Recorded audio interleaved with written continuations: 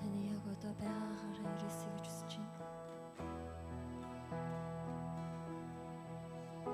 Би чамд хайртай. Би чиний гэм нүглийг аль хэдийн уучлсан.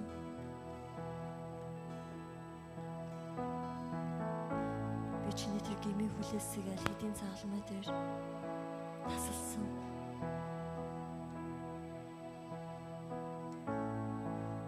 Тиймээс битгий хүлээстэй амьдар.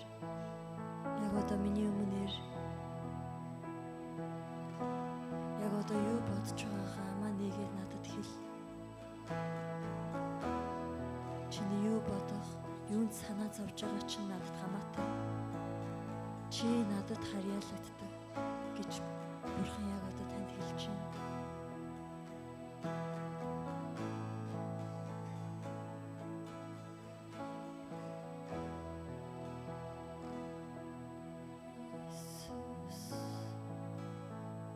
Амтайсны хайр эмгэгч цай.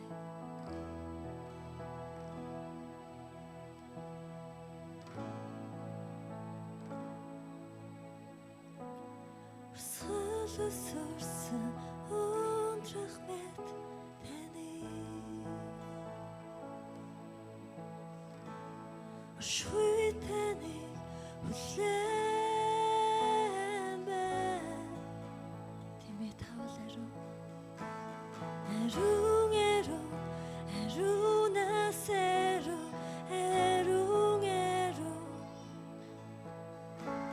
химжээшгүй цогжаглантай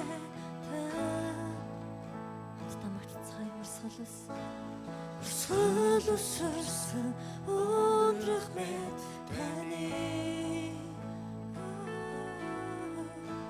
шүй таны хүлээн байна.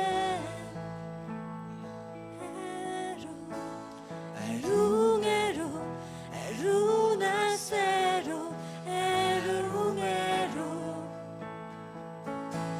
химжээшгүй цогжаглантай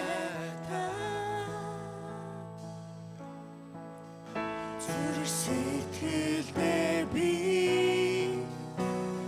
таны нандина зөвхөн таны үгүйч таны харах ёо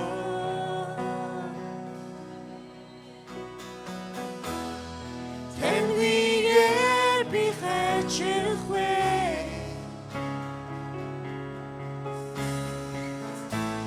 амьсгалах агарыг амьдралын танад өгсөн таньвигээр би хайчих вэ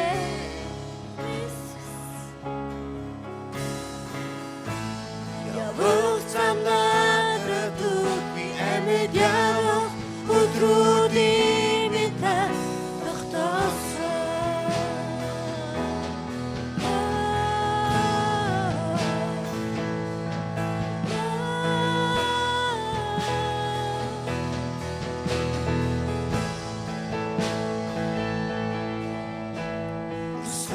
Өсөрсөн өндрөх мэт таны би таны хүлээж Иесус шүй таны хүлээн байна.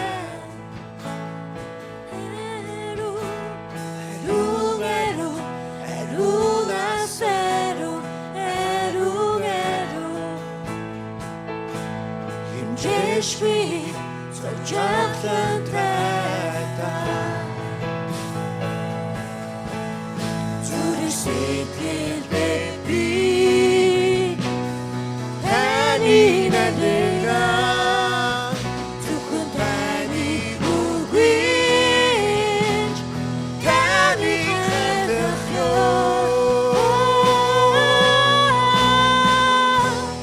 таньвигээр би хайчих вэ амьсгалах агарыг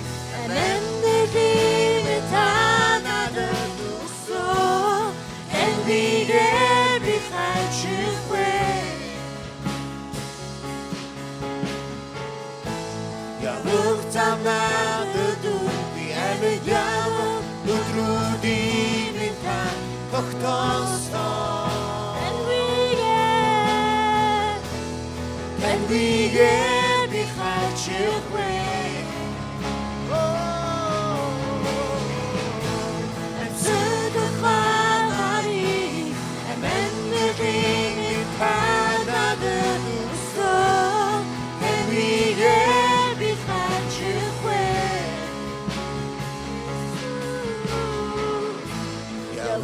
Надад би амьд явах өдрүүдийн минь та тогтоосон.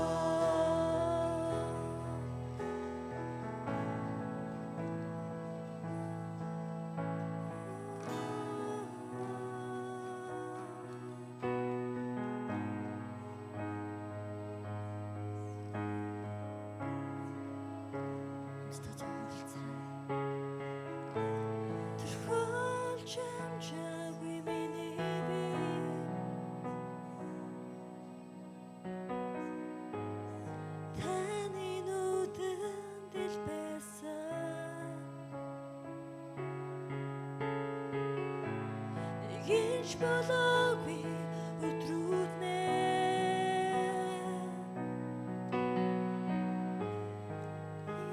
намайг бичигдсэн байж тэрхүүлж амжаагүй миний бие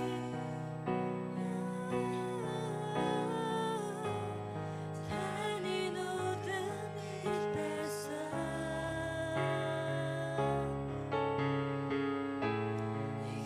болоогүй өдрүүд нэ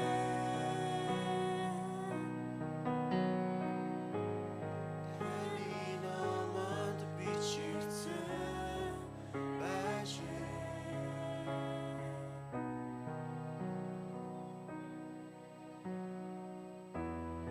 таньвигээр би хайчихвэ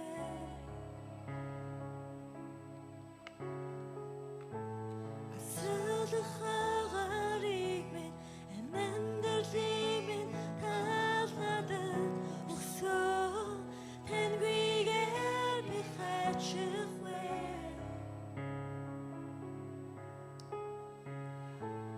явах зам надад үгүй амьд явах өдрүүдийн минь та тогтоосон. Бүгд хамтдаа эсний өмнө гэмшлийн залбирал хий. Өнгөрсөн 7 хоногт бид үгээрээ, үйлдэлээрээ, бодол санаагаараа Бурхны өмнө ямар нүгэл, ямар алдаа гаргасан юм болоо. Бүгд хамтдаа дор бүрээ бодоод, дор бүрнээ гэмший. Эзэн миний нүглийг уучлаач. Эзэн би таны өмнө гэмшиж байна. Эзэн минь та намайг өргөдөөч. Бас бүгдээ өөрсдийгөө даруусган залбирая. Эзэн минь би таны өмнө хинч биш юм аа. Таньгүй би амьсгаж чадахгүй. Таньгүй би алхаж чадахгүй. Эзэн намайг өрөвдөж өршөөч. Бас үргэлжлүүлэн Есүсийн цусаар ариун сүнсний галаар бузаргууг эсэргүүцэн залбирцгаая. Бүгд хамтаас нүдэ анаад амаа нэгээд эсний өмнө гэмшил даруусад эсэргүүцэн залбирдаг хийцгээе. Оо Есүс эзэн.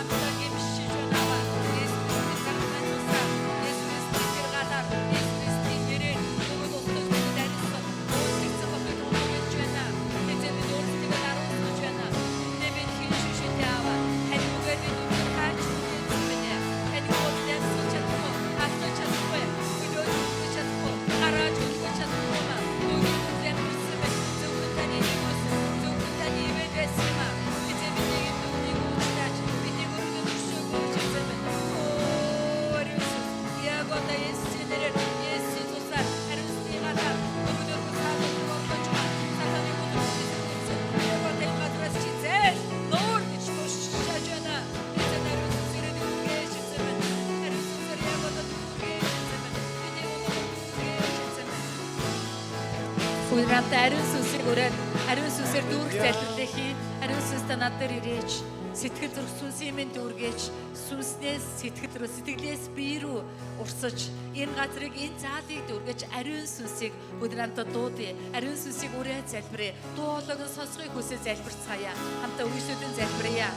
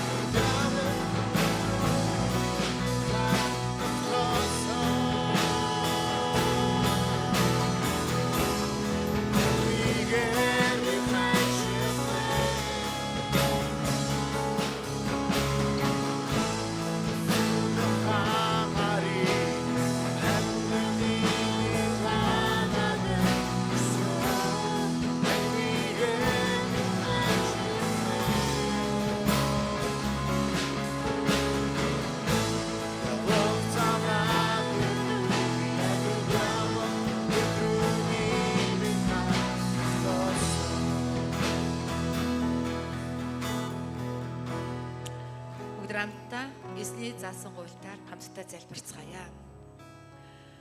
Өдрөмтө слайдн дээрээс хараад хамтдаа дуудан залбирая. Тэнгэр дэх бидний ааваа, таны алдар ариунаар дуурстугай, таны хаанчлал эртүгэ. Хүсэл тэнгэр чигээ газарт биелтүгэ. Бидний өдөр тутмын хөнсийг өнөөдөр бидэнд хайрлаач. Бид өртөнгүүдээ уучлсан адил өөрсдөө мань өрийг уучлаач. Биднийг уруу тадлаханд бүү автуулаач, ёрын муугаас гэтлгээч. Хаанчлал, хүч чадал, алдар суу мөнхөд таних. Амен.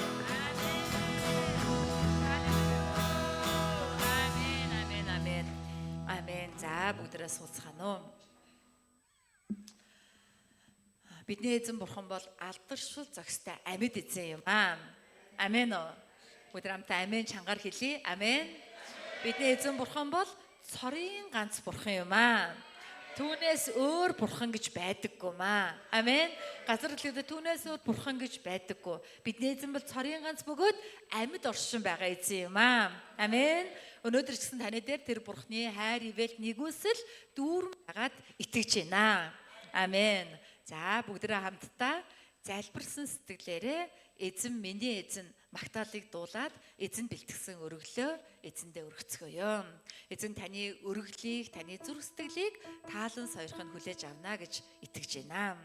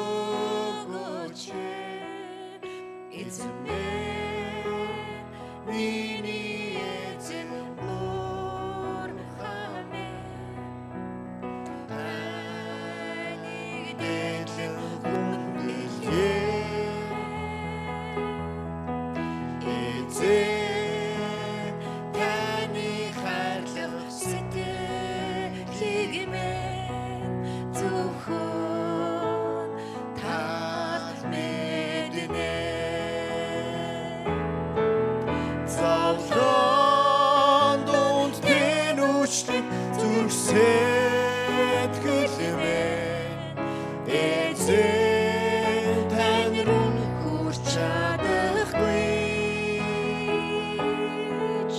Батхан харахгүй ивэл хараараа та өөрийн замаараа хулж өгөөч эзэн минь миний эзэн бурхан минь таныг дэглэн хүндэрлээ эзэн таны халах сэтгэлийг минь зөвхөн та мэднэ. Бүгд хамтдаа өргөлийнхаа төлөө залбирахаас өмнө зарим нэг сэдвийн төлөө хамтдаа залбирая. Нэгдүгээрт нь бидний дунд өвдөж байгаа ах トゥ ус одоо ч байсаар байна. Эдгэрлийн төлөө залбирая. Манай Барцаагийн төлөө, Гамбаахын эдгэрлийн төлөө, Илэгний хор тавдар гэсэн онцтой байна. Бурхны хамгаалалт, аврал байхын төлөө залбирахыг хүсэж байна. Бас манай Түмээгийн маань эдгэрлийн төлөө, зүрх сэтгэл оюун бодол бүрний эдгэрхийн төлөө залбирахыг хүсэж байна. Өөр бас өвдөө зовж байгаа хүмүүсийн нэрийг дуудаад залбираараа. Түүнчлэн бас бидний дунд амжилттай байгаа бидний үр хүүхдүүд байна. Манай Ивэлэ маань тийм ээ үнэхээр хятад хэлний одоо олимпиадад 3 дугаар байранд орсон байна. Гайхалтай авьяастай гоцгоонтой хүү бидний дунд байна. Бурхан түгээр улам бүр алдаршихын төлөө бас үнэхээр номоно бэлгүүдээ маань бас эх 7 хоногт Англи руу явах гэж байна. Түүнээр эзний хамгаалалт байхын төлөө бүгд хамтдаа залбирахыг хүсэж байна. Хамтдаа эзний өмнө энэ бүгдийн төлөө залбирая. Халелуя Иесус. Тийм ээ таны баярлалаа эзэн. Өнөөдөр бид хамтдаа залбирч байна. Бид одоо өвдөө зовж байгаа ах トゥ усыг эдгэгээч. Эдгэрлийн мотраа хүргэж өгөөч эзэн минь. Нэг үслээрээ хүчж өгөөч аваа. Барсааг өргөж байна. Түүний итгэлийг эсэргээрээч аваа. Гамбаахын дээр өөрөө мотраа байлгаж хавд руу өвчнөөс эдгэж өгөөч аваа. Түүний сүнсийг авраач эзэн минь. Манай түмээтэй зүгээж өгөөч аваа. Түүний дээр өөрийн бодлоо эзэн өөрөө сүнсээ байлгана. Өөрийн бодол санаа биш. Эзэн бурхны бодлоор түүнийг өдөр дуулгатан эдгэж имжлэн босгож өгөөч. Хамтын эдгээ зөвлөр одоо ч өвдөө зовж байгаа ах トゥ ус олон байна аваа. Тэдний дээр таны эдгэрэл байг. Таны чөлөөлөлтөг аваа. Ялангуяа сүнсэндээ өвдөө шаалсан байгаа. Сүмжуулганд ирэхгүй байгаа. Итгэлээр эргэлзэж байгаа ах トゥ усыг өргөж байна. Аваа тэднийг дуудаж өгөөч. Тэднийг эрүүлж өгөөч аваа. Эзнээс эмээх зааж өгөөч. Сүмжуулганд тууштай хамрагдахын туслаач. Бидний дунд байгаа үр хүүхдүүдэд өрөөж байна. Умааны өрчмөс эзний бэлэг гэж хэлсэн билээ. Ивэлээ дүүгээ өрөөж байна аваа. Таны мэрэгүү ухаан байг. Таны алдар байг. Зөвхөн таныг алдаршуулдаг нэгэн байг аваа. Хартай бэлгүүдийг үгээ өрөөж байна аваа. Эзэн аян замыг өрөөгөөрөө. Эзэн тэр гэрвэл таны алдар байг аваа. Таны зорилгын дагуу амьдрах эзэн минь. Таныг алдаршуулах болтугай. Өдөртөн дагуулan нэг үс болтугай эзэн минь. Танд баярлалаа Иесус. Манай цуглааны бүхий л хүүхдүүдийг өрөөгөөрөө. Бүхий залуучуудыг, өсвөрчүүдийг та өдөртөн дагуулan эзэн тэдний зовлон шинэлийг эзэн залбирал болгож, итгэлийг нь сэргээж, хүчрхэг даажид болгоно. Давид, Мосе, Самуэль шиг болгон та босгож өгөөч эзэн минь. Танд л өргөж байна Иесус. Тийм ээ эзэн минь танд баярлалаа. Өнөөдөр бид хамтдаа бүхий л зүрхээ шингээж эзний өдөр 11 илгээлт талархал барилга эзэн барилгын онцгой амлалт болон хүүхдийн чуулганы өргөлүүдийг өргөн барьж байна. Өөртөө таалан сойрхон хүлээж аваач. Бид өргөлтөө цуг аваа. Амьдрал зүрх сэтгэл оюун бодлоо өргөж байна. Таны алдар болгоно хэрэглээж эзэн минь. Эзэн бидний гарын нөөцийг өрөөж 30 60 100 дахин нэмэгдүүлэн бидний амьдралд дүүргэж өгөөч. Аливаа сайн үйл бүрийн төлөө, бусдын төлөө бид элбэг баян байхад биднийг удирдах өгөөч. Танд бүх алдрыг өргөж, хамтын төв цуглааны итгэгчдийн өргөлийг өрөөж, залбирлуудыг танд даатгаж их эзэн Есүсийн нэрээр залбирлаа. Амен. Амен.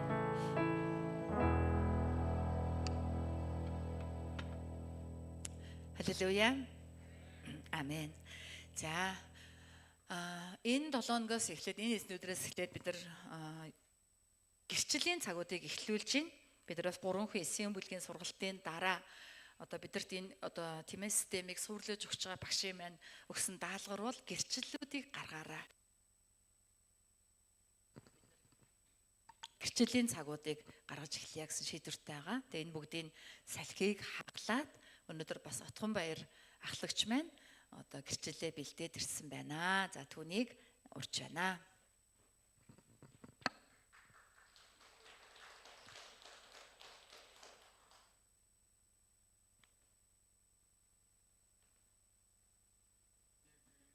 Амен.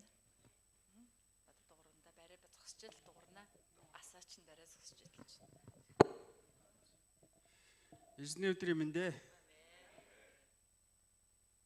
За, сайн бацгаана уу. Өнөөдөр та бүхэнтэйгээ өөрийн гэрчлэлээр уулзж байгаадаа баяртай байна. Миний нэрийг Отхон баяр гэдэг. Эхнэр 3 хүүхдтэйгээ хамт амьдардаг. Цуглаанд хамрагдаад 9 жил болсон байна. Миний итгэлийн амьдралын гэрчлэл гэх юм бол 3 хэсэгт хуваагдуулж байна. Итгэхээс өмнө хэн байваа? Итгэхээс өмнөх амьдрал бол би ээж аваасаа 11 үлээ. Тэгээд хөдөө сумын төвд амьдардаг байлаа. Олон хүүхэдтэй учраас аав ээж минь төдийлөн анхаарал хандуулж чаддгүй бүх хүүхдүүдтэй тий. Тийм учраас миний амьдрал зүтгэж тэмүүлэх хүсэл шунал их байсан.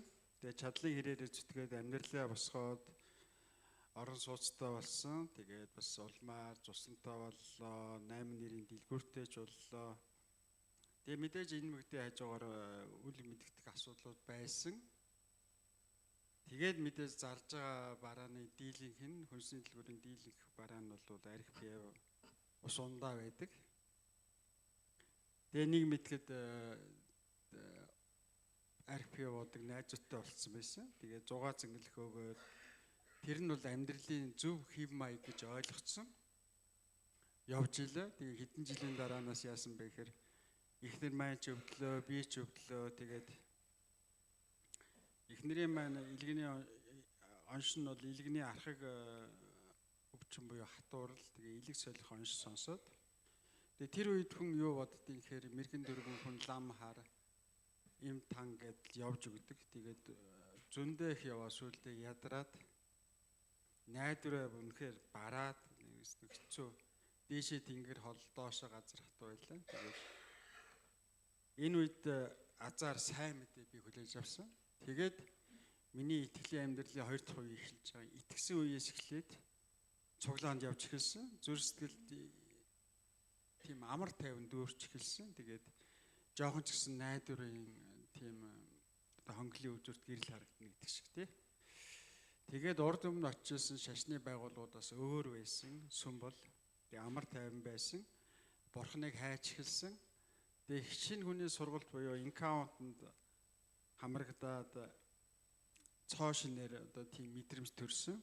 Тэгээд энэ бол Бурхан Есүс юм байна. Бурханы хүслийг биелүүлэх юм бол сайн хүслийг биелүүл сайн мэдээ тараавал эдгэрдэм байна гэж би итгэсэн. Тэгээ хаагаа газар таарлцаг хүн болгондоо Есүс итгээрээ Есүсийн сайн мэдээг тараач хэлсэн. Би бас хаяа таксинд явдаг. Тэгээ таксинд суусан хүмүүстэй сайн мэдээ тараагаас цуглаанд авчирдаг байлаа. Замд одоо эвдрээ зогсож байгаа жолооч байвал Бурхны хүсэл гэж бодоод би очиод тусалдаг байлаа. Тэгээд энэ болгонд бол би өөрөө төвөгшөөдгөө уур бухимдал төрдгөө харин бусдад тусалснараа баяр хөөр төрж эхэлсэн. Энэ бол Бурхны хүсэл юм байна гэж ойлгосон. Тэгээд нэг мэдгэд тураад хорчидсан байсан би маань буцаад хэвийн хэмжээнд очиж эхэлсэн. Жохон өнгөц зассан гэх юм тий. Энэ хооронд эхнэр мэж гэсэн илэг солиулах хагалгаанд орлохгүйгээр эдгэрсэн байгаа. Амен. Тэгээд энэ одоогийн шийдвэр 3 дахь хэсэгт орж байна. Манай цуглаан 3 хүүс гэдэг тийм шинэ эсийн зохион байгуулалтанд орж байгаа. Тэгээ би өмнө нь бол эс хийдэг байсан. Гэхдээ гүйцэж чаддгүй нөгөө хүмүүстэйгээ хөөцлөж чаддгүй орхичод байдаг гэсэн. Тэгээ энэс болоо би жоохон мурам хогардаг байлаа. Тэгээ харин манай цуглаан дээр 3 эс сургууль чиглүүлэгч бэлтгэх сургалт олоод бас тэнд сууж үзээд ямар ч байсан дахиад энэ 3 хүн ис цуглахад ч амар юм байна. Ямар ч байсан энэ исийг хий гэдэг шийдвэр гаргасан. Тэгээд 3 ис цуглаанд 3 ис энэ 3 хүн ис гэдэг энэ сургалтын дээр юу нэг таалагдсан гэхээр залбирал. Тэгээ мэдээж хамтдаа залбирлын багт үйлчилжсэн учраас тэр дадал надад тодорхой хэмжээнд байсан. Тэгээд мэдээж үгийг ирмаажлах гэд байгаа энэ юунд сургалтын дээр. Тэгээд урд нь номлол сонсохдоо зүгээр ингээл хороо ертөнцийн юм бодоод нэг тийм тоо заримдаа ингээд анхаарал өнгөрчөд идэг гэсэн бол одоо номлол сонсохдоо бурхан надад ямар үг өгч байгаа юм бол гэдэг жоох анхааралтай сонсдог болсон. Тэгээ энэ мэдээж тэр 3 хүн исийн чиглүүлэгчийн сургалтын хамгийн чухал зүйл нь бол загалмаан зам гэж байгаа. Өөрийгөө үгүйсгэх. Урд нь би өөрийгөө төвтэй байлаа, Отхон баяр мундаг, Отхон баяр супер, бараг бурханаас илүү гэж өөрийгөө их дүгийлэгдэг байлаа. Одоо бол бурхан агуу юм байна, Отхон баяр бол жижиг юм байна гэдгийг хүлээмжшүүлж хэлсэн. Мэдээж бурханы өмнө бас энэ 3 хүн ис гэдэг энэ исээ бас итгэмжтэй хийнэ гэж бас шийдвэр гаргаж байна. Тэгээд мэдээж энэ гэрчлийн дүгнэлтийн хэсэг рүү оръё. Тэгээд бурхан бол хамгийн сайн эз юм. Түүнд итгэн найдснаар би бол манай гэр бүлийн авсан өрөөлийг бол үгээр хэлэхэд бол бичих аргагүй маш их гайхалтай зүйлүүдийг өгсөн. Тэгээ мэдээж гэр бүлийн харилцаа, санхүүгийн хангалт тий бүхэл зүйлээр бурхан хангаж өгсөн байдаг. Тэгээ 3 хүүхдийн маань 2 нь Солонгос руу сургууль сурахаар явсан байна. 2 битгийгэл нэг хүүхдээс явуулахад асуудалтай байгаа штэ гадуур амьдрал дээр. Тэгээ бурхан энийг хийж өглөө. Амен. Мэдээж том хүн маань төрхтөө тархины гэмтэлтэй авч тэгээд бас хөгжлийн бэрхшээлтэй. Тэгээ одоо 30 хүрч байгаа хүн маань урд нь бол би бурханд итгэхээс өмнө бол би их азгүй аав байна гэж өөрийгөө боддог гэсэн бол өнөөдөр бол хүн маань бурханы төлөвлөгөөнд бидэнд ирсэн бас бурханы бүтээл юм аа. Тэгээд би бас одоо амар тайван дотор хүүхдтэйгээ цуглаандаа явдаг болсон байна. Тэгээд Есүс Христ бол миний амьдралын утга учир аз жаргал гэдгийг би баттай итгэлтэй хэлмээр байна. Та бүгдийг ч гэсэн бас бурхандаа итгэмжтэй гэрчил дүүрэн амьдраасаа гэж та бүгдийг өрөөж байна. Бурхан алдар шиг болтугай. Амен. Эзэн алдрыг өргөе. Утга ахлагчтай бас баяр хүргэе. За, тэгээ гэрчлэл гэдэг бол амьдралаа богинохон ярихыг хэлж байгаа. Тэгээ бид нар гэрчил гэдэг ихээр заримдаа ухаарсан зүйлээ ингээд яриад гэрчил юм уу, номлол юм уу гэж ялгаагүй болчдөг. Гэрчил гэдэг бол юу вэ? Яг амьдралаа ярихыг хэлж байгаа байхгүй юу? Бид Христийн дотор бурхантай цуг байхдаа ичгүүрээс салдаг байна. Тийм учраас бид нар гэрчлэлээрээ амьдралаа бусдын өмнө дэлгэхдээ ичгүй байх нь бидний хувьд бол тийм ээ авралын баталгаа. Бурхны хувьд бол алдар болдог байх нэ. Энэ хүний амьдралд ийм сул дорой хэсэг байсан. Бурхан ингэж ажиллаж байгаа юм байна гэдгийг харахтаа бид нар бурханд алдрыг өргөдөг тийм ээ. Утга ахлагч маань Тамираа хүүгээ намайг Солонгосоос ирсний дараа Солонгост явхаас өмнө бол ер нь охиныгоо явуулсны дараа хүүтэйгээ ажиллаад хүүгээ авчирээ гэж бодож байна гэж олонтоо хуваалцж яснараа хүүгээ мөргөлд авчирээ. Тэгээ Тамираа маань автагаа цуг тийм ээ. Хэдий одоо 30 настай ч түүний тархиаг л 4-5 настай хүүхдийн шиг ийм байгаа. Тэгээ ийм хүмүүс бол зөндөө байдаг. Энэ бол тийм одоо гайхмаар зүйл биш. Гэтэ тэр хүүхэд тийм байсан ш түүний сүнс бол бүрэн бүтээн юм аа. Бурхан түүний сүнсэнд хайртай юм аа. Тийм учраас аав нь хүүгээ дагуулж ирээд хамтдаа мөргөл өргөж байгааг хараад бас их одоо би ч гэсэн урамссан байгаа. Энэ бас их зөв одоо зүйтэй үзэгдэл юм аа гэж одоо ботсон байгаа. Тэгээд бурхан түүний амьдралд үргэлжлүүлэн гайхалтай зүйлийг хийх болно гэж хэлж байна. Өнөөдөр бас хайртай эгч нь ирсэн гэж сонссон. Тэгээс дүүийнх нь амьдрал бурхан юу хийснийг хараад гэр бүл нь ч бас тийм ээ бурханыг олж хараасаа гэж хүсэж байна. Яагаад энийг ярьж байгаа юм гэвэл цаашдаа чиглүүлэгчийн сургалтанд суусан бүх хүмүүс энэ мэдчлэн гэрчлэл хийнэ.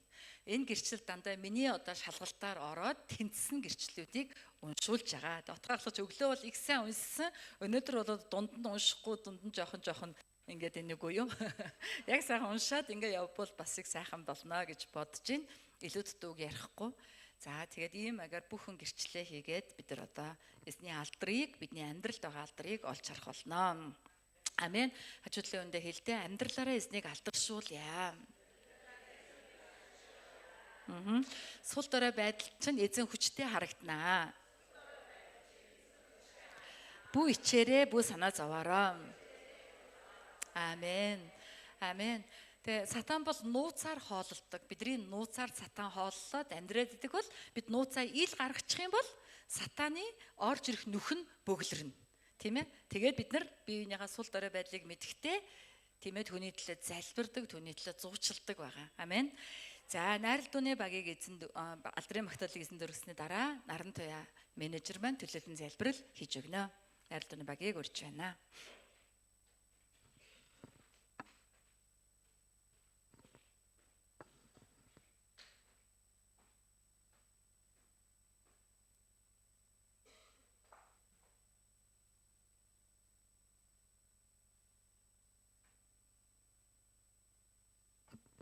Бүгд хамтдаа найрал дууныханд баяр хүргэе. Хүчтэй агаараа гэдээ алгаад шийа.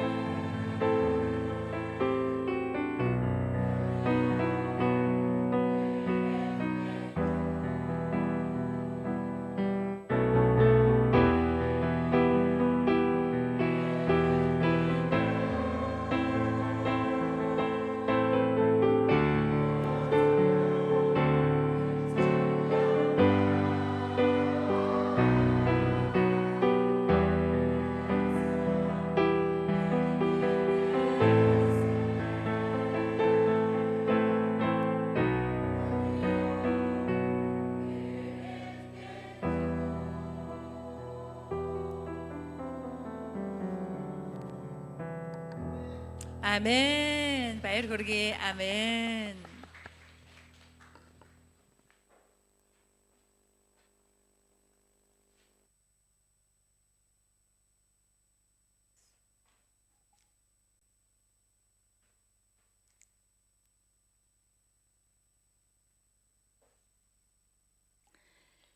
Чи миний нүдэнд үнэтэй бөгөөд хүндтэй.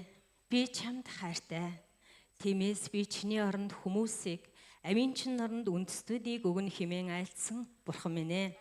Хамтын тойд чуулганы ард түмэн бид санаа нэгдэн энэхүү амлалтыг Монгол эх орныхоо дээр, Христийн бие болсон сүм чуулгануудын дээр, хамтын тойд чуулганыхаа дээр тунхаглан залбирч байна. Монгол эх орны маань дээр таны үннийг гэрэл тусаж шудраг зүйн ялалтууд дүүрэн байхын төлөө гуйж байна эзэн минь ээ. Үнэхээр эзэн минь эх орны минь та өрөөгөөч ээ. Ард түмэн газар шороог та эдгээгээч ээ. Зүрх бүрт хурж өгөх тэр ивэлийг хамтын тойд чуулганы дээр зөвшөөрөөч ээ. Бид сайн мэдээний хүч, сайн мэдээний галаар илүү хүчтэй зоригтойгоор эзэн минь ээ бусдад очиж эзэн таны хайрыг түгээх ивэлийг зөвшөөрч өгөөч ааваа. Эзэн минь Монголын Христийн бие болсон сүм чуулгануудыг эзэн таны моторт өргөж байна. Эзэн минь үнэнхээр тэнхрүүлж өгөөч ээ. Өвдгөө гөвөөд босох тэр хүч чадлыг танаас ирэх тэр хүч чадлаар бүгдийг хийж босохтон туслаач гэж залбирч байна аваа. Эзэн минь та үнэхээр тэр газруудад таны хаанчлалын төлөө зүдэн зүтгэж байгаа өөрийн тусалсан хүмүүсийг та өчргжүүлэн босгож өгөөч ээ. Үнэхээр тэр дайчин байх тэр ивэлийг хүчрхэг тэр сүнсний тусалгоог та зөвшөөрч өгөөч ааваа. Эзэн минь тэгээд энэ цагт ч гэсэн хамтын тойд чуулганаа таны моторт өргөж байна.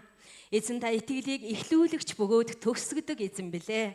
Өнөөдөр ч гэсэн бид эхлүүлсэн тэр эхлэл дотроо, итгэл дотроо эзэн таны хайр нэгүсэл дотор үнэхээр эзэн минь бусдад гэрэл давс болон амьдрах ивэлийг бидний дээр та зөвшөөрч өгөөч ааваа. Эзэн минь тандаа баярлалаа. Бид танд зүрхээ өргөж байна. Түүнээс амийн бүлгийг та урсгаж өгөөрэй. Олон ядарч туйлдсан хүч чадлаа барсан байгаа найдваргийн дунд живж байгаа тэр ахан дүүст бид урсахыг хүсэж байна. Бид очихыг хүсэж байна. Энэ ивэлийг ч гэсэн чуулганы ард түмний дээр та зөвшөөрч өгөөрэй эзэн минь ээ. Дэлхийн давс чуулганаа өргөж байна. Эзэн минь үнэнхээр нэршгэ тэр газрын дэлхийн давс дэлхийн гэрэл газрын давс олгож өрөөж өгөөрэй гэж залбирч байна ба. Батман тухайстрын гэрүүлийг та өрөөгөөрөө. Тэдний ажил үйлчлэл амьдрал алсын харааг нь та өрөөгөөрөө. Эзэн минь сөүл хамтын тойд чуулганыг өргөж байна. Эзэн минь бүх зүйл найдваргүй болсон ч эзэн таны дотор найдвар байдаг учраас баярлалаа аваа. Үнэнхээр эзэн минь энэ нэр Солонгос эзэн тэр газар эзэн минь таны алдрын төлөө гэрэлтэх болно гэдгийг тунхаглаж байна. Та тэр газар үйлчилж байгаа, ажиллаж байгаа өөрийн боол зарц нарынхаа дээр улам бүр эзэн минь хүчтэй тэр тосолгоонуудыг зөвшөөрөөрөө. Эзэн таны амьд үгийн өмнө бид ирж байна аваа. Тандаа баярлалаа. Өнөөдөр ч гэсэн та бидний сүнсийг тэнхрүүлж амьдралд минь эзэн минь хүч чадал алсын хараа хүсэл мөрөөдөл нэмэхээр үгээ ирүүлсэнд баярлалаа аваа. Таны боол зарц таны өмнө зогсож байна аваа. Та өөрийн хүчрхэг тэр дайчин тэр гайхамшигтайгаа тусалгоогоор өөрийн боол зарцаараа дамжуулан энэ газар урсгах болтойгоо. Тандаа баярлалаа. Хамтын тойд чуулганы эзэн минь амьдралын бүх зүйл таны үг бидний хүлдэх дэнлүү замдах гэрэл болсон тэр үгийнт нь өмнө ирж байна. Та биднийг сэргээгээрэй. Бүх алдрыг танд өргөж байна. Бүх эзэн минь залбирлаа. Танд талархалтайгаар мэдүүлээд их эзэн Есүсийн нэрээр залбирлаа. Амен. Амен. За нарадаа баярлалаа. За өнөөдрийн үг нь Рут номны 1-1-5 дугаар Библи байна. Бүгд хамтдаа хучин гэрээ Рут номны 1-1-5-ыг хамтдаа уншицгаая. За слайдн дээрээс ээжлээд уншия. Би нэгийг уншия. Шүүгчдийн захирч байсан өдрүүдэд тэр нутаг оронд өсөглөн болов. Нэгэн нэр Юдагийн Бэтлехемээс эхнэр бас 2 хөвгүүний хамт Моабын нутагт цагаачлан суухаар явв.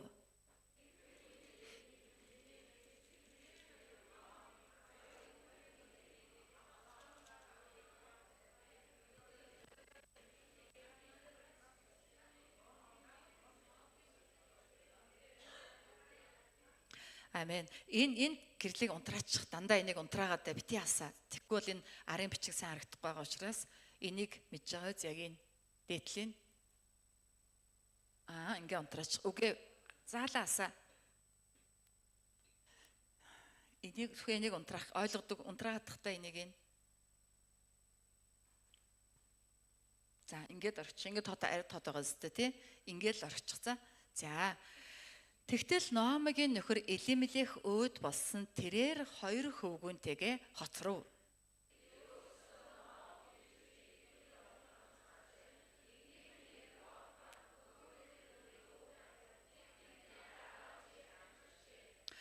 Тэгтэл бас Махлон Хилон нар хоёул өхөв. Ингээ тэр эмэгтэй 2 хөвгүүнчгүй, нөхөрчгүй хот. Амен гişлэг хэцүү юм да тий. Тэгтээ амен.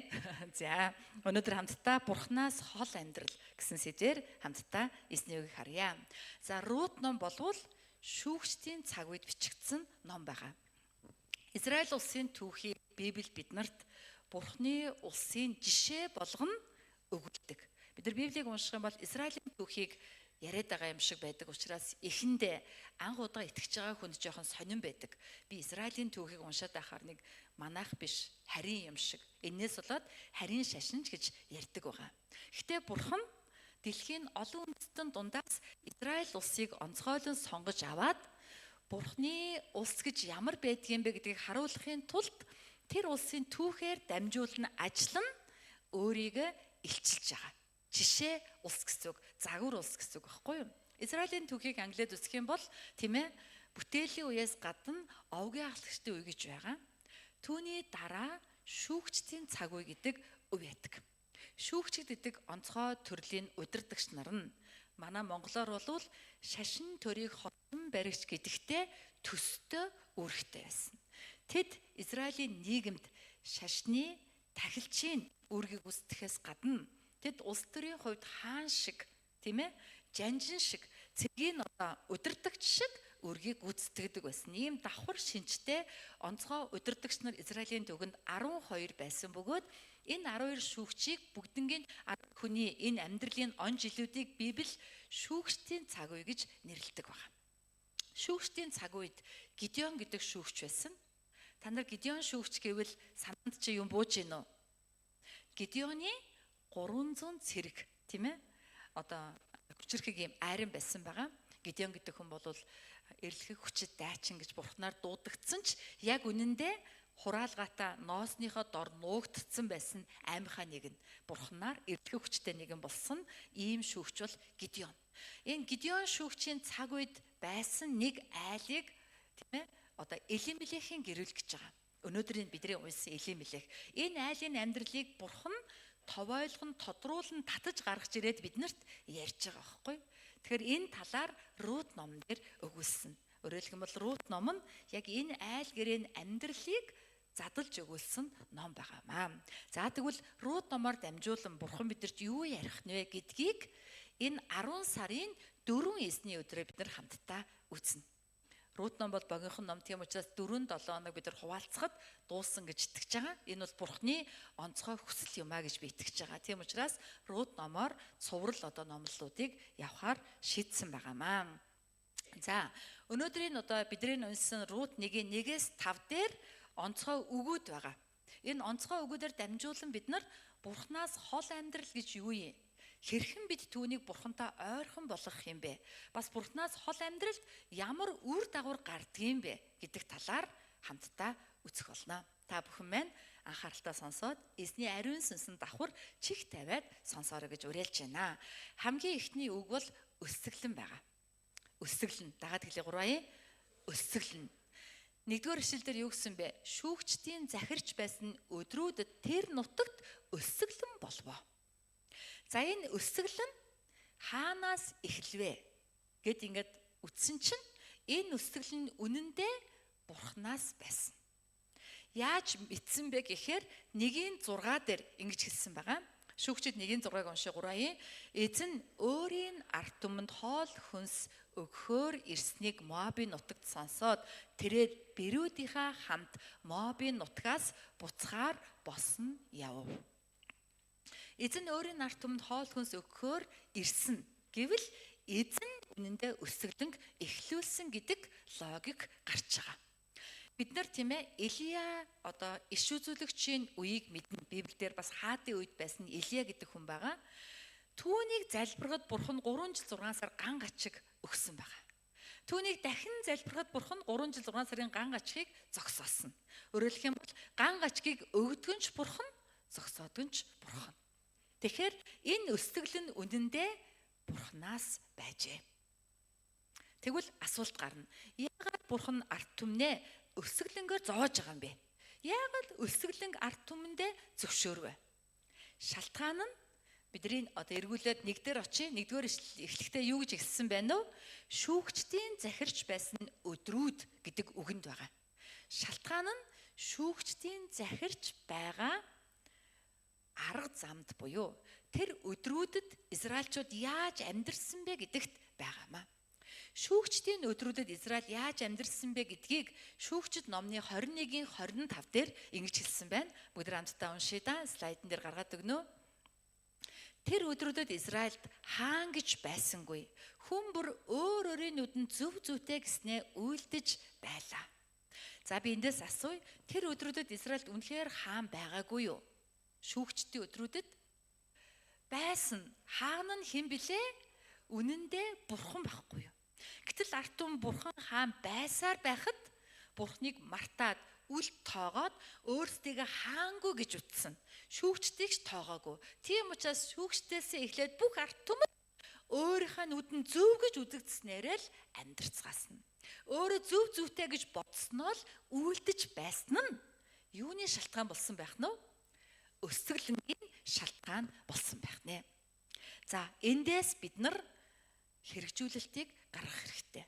Христэд итгэгч хүмүүс бид нар, сүм цуглаанд явдаг хүмүүс бид нар өөрийн нүдэнд зөв гэж үзэгдснээрээ амьдраад эхэлвэл Бурханаас өсгөлөнг илгээдэг.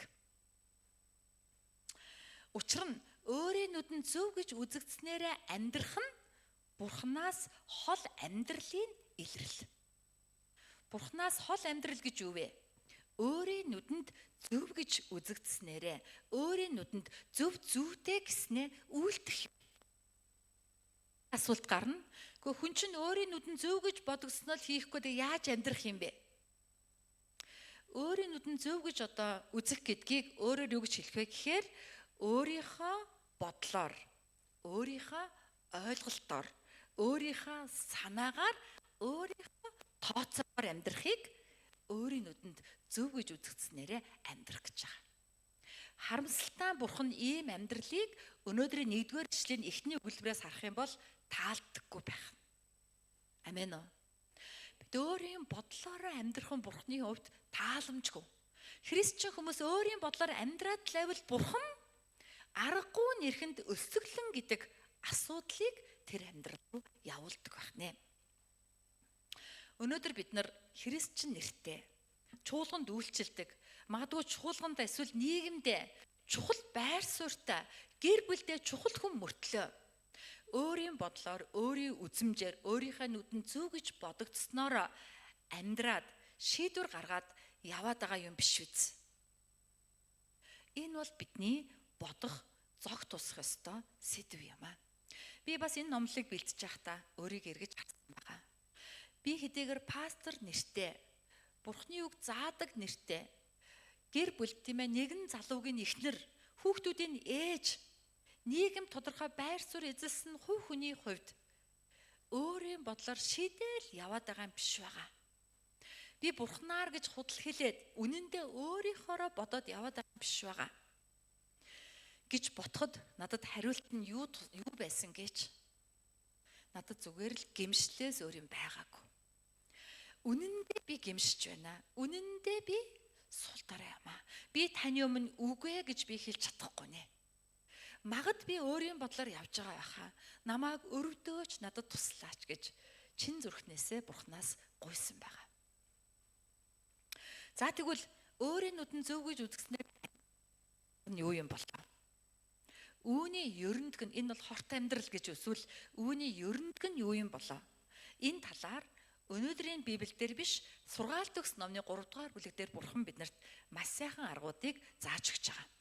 Бид нар эндээс хэд хэдэн аргыг гаргана. Өөрөөр хэлэх юм бол шүүгчд номны биш, Рут номны 1-р бүлэгдэр бид нар өсөглөн гэдэг үгийг ухаад гүнзгий орж байгаа шүү. Ороод татал хамгийн ихний давхарган дээр сургаалт төгс 5-аас 12 дугаар Библи таарлтж байна. Тэгээд 5-аас 6-г эхлээд уншия. Хамтдаа уншия чангаар Рубаи. Бүх зүрхээрээ эзэнд итэг. Бүх түшгэл өөрийнхөө ойлголтонд. Түүнийг мэтгэд зам бүхэн чинь байг. Тэрээр зам харгуйг чинь шулуутгана. Амен. Тодорхой хэлсэн. Өөрийн ойлголтод бүх түшгэл харин оронд нь яхав бүх зүрхээрээ эзэнд итгээд бүх зам чинь буюу бүх амьдрал чинь түүнийг мэдхийн төлөө байг. Амен. Тэгэхээр тийм ээ. Бурханаас хол амьдрал гэдэг бол өсгөлөнгийн үе буюу өөрийн нүдэн зөв гэж үзэгснээрээ амьдрах юм аа. Өөрийн нүдэн зөв гэж үзэгснээрээ амьдрахгүй байя гэвэл нэгдүгээрт нь Бурхандаа бүх зүрхээрээ итгэх. Бурханд бүх зүрхээрээ итгэх гэдгийг задлаад үзвэл Бурхныг танин мэдхийн төлөө бүх амьдралаа зориулах юм аа. Амен уу? Дагаад хэлээд Бурхныг танин мэдхийн төлөө амьдрья. Ингээд хэлэхээр бид нар асуудал төрдөг. Би яах амьдралаа яах юм? Бурхныг танин мэдж байгааг л яваад бол амьдралаа алдах юм уу? Амьдралаа би яах юм бэ? Би ч амьдрмаар нь штэ. Би танд хэлье. Чиний амьдрмаар байгаа амьдрал чинь Бурхныг таних амьдрал байхгүй юу? Чи өөрийн нүдэн зөв гэснээр амьдралыгаа өөрийнхөө амьдрал гэж бодож байгаа бол чи өнөөдөр буруу бодож байна гэдгийг Бурхан чамд Рут номоор дамжуулан хэлж өгч байгаа юм аа. Чиний амьдрмаар байгаа жинхэнэ амьдрал чинь юу вэ? Амьдралын бүх зүйлээрээ Бурхныг танин мэдхийн төлөө байх юм аа гэж өнөөдөр Бурхан танд зааж байгаа юм аа. Амен уу? Энэ юу гэсэн үг вэ гэвэл амьдралын альва тохиолдол, альва зүйл болгонд бид дандаа дотроо ямар асуулттай байх вэ? Бурхан надад юу ярьж байгаа болоо? Бурхны хүсэл юу болоо?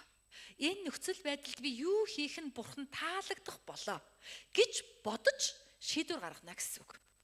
Түүнээс биш өөрийнхөө тооцоогоороо энэ нөхцөл байдалд ингэхэн зөв, хүмүүс ингэдэг, ингэвэл ашигхэн зөв гэж бодвол бид нар өөрийн нүдэн зөв гэж үзэгдснээрээ амьдраад эхэлнэ. Тэгэх юм бол өсөглөн ирнэ. Харин бид хариуд нь асуудал бэрхшээл амьдрал дундаа үргэлж Бурхан надаас юуг хүсэж байна вэ? Энэ бүгдийн дунд би юу хийвэл Бурхан таалагдах юм болоо гэж бодож амьдрвал тэр бүгдийн үр дүн чи Бурханыг танин мэдээд байдаг. Бурхан энийг хүсдэг юм байна. Ингэсэн нь Бурханы хүсэл байжээ. Бурхан ч амьд байд юм байна. Миний амьдралд ажиллаж гин гэд Бурханы танин мэдэх мэдлэг нэмэгдвэл бидэнд юу бий болох вэ? Бүх зүрхээрээ Бурханд итгэх итгэл бий болж бид өсөглөн биш өнтөө жилүүдийг угтаж бид Бурхантайгаа ойрхон ерөөлтэй амьдралаар амьдрна гэсэн үг юм. Амен уу? Санаанд ойлгогдсон бол амен чангаар хэлэхгүй юу? Амен. За тэгвэл яг энэ дээр бид өсөглөн гэж юу вэ гэдгийг бодох хэрэгтэй. Өсөглөн гэдэг үг нь Библиэлд олон зүйлийг базаад хэлчихсэн ерөнхий ойлголт. Ер нь бол өсөглөн гэдэг бол хамгийн өнгөн давхарга нь тийм ээ? Өсөглөн гэж юу юм бэ? Санхүүгийн хямрал, муухагаар бол дампуурал. Бидний амьдрал санхүүгийн хямрал, эдийн засгийн асуудал тулгарвал шууд юу гардаг вүлээ? Өсөглөн бий болдог. Бид нар өсөж эхэлнэ. Мөнгөгүй болвол өсөж эхэлнэ. Тийм ээ? Энийг хэлж байгаа нэгдүгээрт нь. Бас өсөглөн гэдэг нь юу вэ? Библи мөнгө, санхүү, эд баялаг гэдэг үгээр, хоол унд гэдэг үгээр базаад ертөнцлөг дэлхийлэг амьдралыг илэрхийлдэг. Идэх, уух, өмсөж зөөх, эд баялаг, мөнгө, санхүү гэдэг үгийн цаана зөвхөн идэх, уух, мөнгө, эд баялагыг яриаггүй. Цаана нь үнэндээ Библи тэднэрээр дамжуулан биднэрт ертөнцлөг амьдрал, дэлхийлэг амьдралыг ярьж байгаа. Өөрөөр хэлэх юм бол өсөглөн гэдэг үг нь тийм ээ? Бид нар Бурханаас холдвол Бурхан бидэнд юу өгдөг гэсэн үг вэ? ертөнцлөг байдал, дэлхийлэг байдлыг бидний амьдралд туйлдан хүргээд бидний амьдрал асуудалтай болж эхэлнэ гэсэн үг юм аа. Хэрвээ таны амьдрал санхүүгийн бэрхшээл, дампуурал, өсөглөн тийм ээ одоо зовлон бэрхшээл тулгарвал та юу гэж ойлгох вэ? Би Бурханаас холдож байгаа юм байна. Бурханаас хол байгаа учраас энэ асуудал ирж байгаа юм байна.